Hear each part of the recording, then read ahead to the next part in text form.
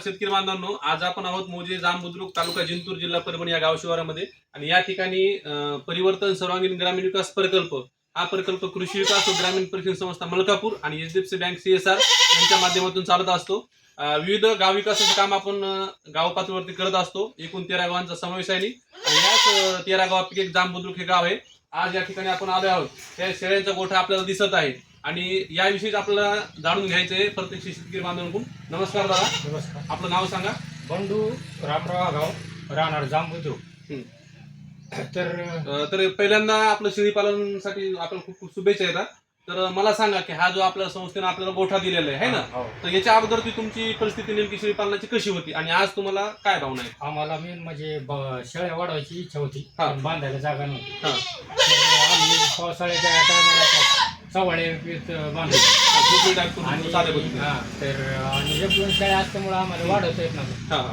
तर तुमची जे कृषी विकास SDFC मार्फत तुम्ही आम्हाला गोठ्याच्या अनुदानातून आम्हाला जे गोठा दिला, तर याच्यामुळे आम्हाला आता शेळ्याची संख्या वाढता आली। आता शेळ्याची संख्या तुम्ही वाढवली? पहिल्या 2च होत्या, पिल्ली आम्हाला लवकर विकायला होते, पिल्ली वाढवत आहेत तुमची। तर आता 5-6 शेळ्या झाल्या आमच्याकडे। बरं, तर पावसाळ्यात तुमची कशी परेशानी होती? म्हणजे अगोदर तुमचं पावसाळ्यात आम्हाला सर म्हणजे जागा गावात खूप कमी होती।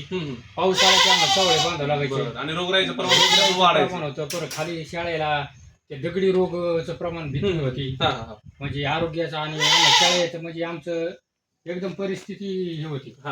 शाळा उभ्याच राहायच्या दिवस रात्र। बरोबर आहे की त्यांना निवाऱ्यासाठी व्यवस्थित जागा नव्हती। आज आपण पत्र्याचे शेड आपण चांगल्या पद्धतीने बघतोय। याची साईज किती आहे? याची 15 बाय 18 साईज, 15 बाय 18 ची साईज आहे।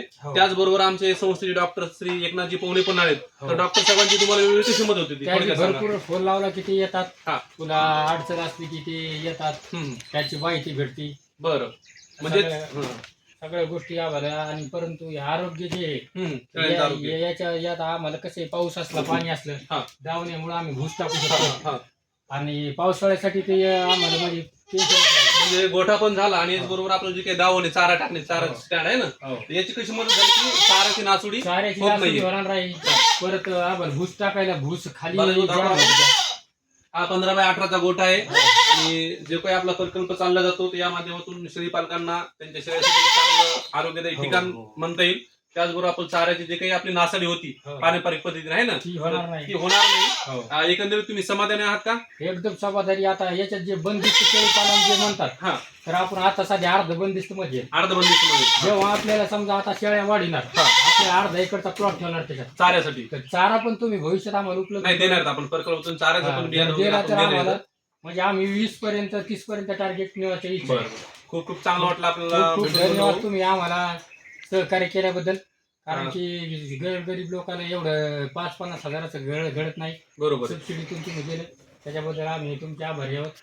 धन्यवाद। जे आमची इच्छा आहे ती आता पुढे नक्कीच तुम्हाला पण संस्थेच्या वतीने खूप खूप शुभेच्छा की आपला शेळी पालनाचा व्यवसाय वाढत जावा, गोठा निवारा झाला। त्याचबरोबर आमचे डॉक्टर साहेब वेळोवेळी तुम्हाला मदत करण्यासाठी आरोग्यासाठी येत राहतात आणि सगळं काही तुमचं त्याच्यामध्ये उद्योगामध्ये वाढ झाली पाहिजे, हेच आमच्या संस्थेकडून खूप खूप शुभेच्छा।